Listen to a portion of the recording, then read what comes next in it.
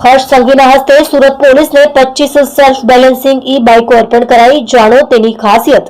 Arcelor Mittal Nippon steel AMNS India કંપનીના CSR ફંડની પહેલ project green અંતર્ગત 25 જેટલી સેલ્ફ બેલેન્સિંગ ઈ બાઇકો ગૃહ રાજ્યમંત્રી હર્ષ સંઘવીના હસ્તે સુરત પોલીસ વિભાગને અર્પણ કરવામાં આવી હતી।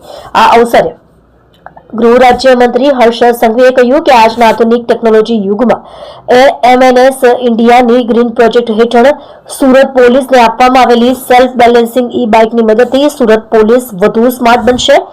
વધુમાં તેમણે કહ્યું હતું કે વિકટ પરિસ્થિતિમાં શોપિંગ માર્કેટ કે ભીડભાડવાળા સ્થળોએ ગાડી લઈને જતા સમય જતો હોય છે, પણ બેલેન્સિંગ ઈ બાઇકની મદદથી પોલીસ સરળતાથી ઝડપી પહોંચી શકશે, જે બદલ કંપનીના અધિકારીઓને અભિનંદન પાઠવતા આ પ્રસંગે Arcelor Mittal Nippon steel India head corporate અફેર્સના ડોક્ટર અનિલ મટરેએ કહ્યું કે એએમએનએસ ઇન્ડિયા દ્વારા સ્થાનિક મહિલાઓ પગભર બને તે માટેની અનેક પ્રવૃત્તિઓ કરવામાં આવે છે। ઉપરાંત સ્થાનિક યુવાનોને તાલીમબદ્ધ કરી રોજગારના અવસરો આપવામાં આવ્યા છે। ગ્રીન પ્રોજેક્ટ હેઠળ સેલ્ફ બેલેન્સિંગ ઈ બાઇકથી પોલીસની કામગીરી વધુ અસરકારક બનશે। આ અવસરે વન અને પર્યાવરણ રાજ્ય મંત્રી Mukeshbhai Patel, mayor Daksheshbhai Mavani, police commissioner Anupam Singh Gahlot, तो पुलिस अधिकारीओ कंपनीना अधिकारीओ उपस्थित रह्या हता।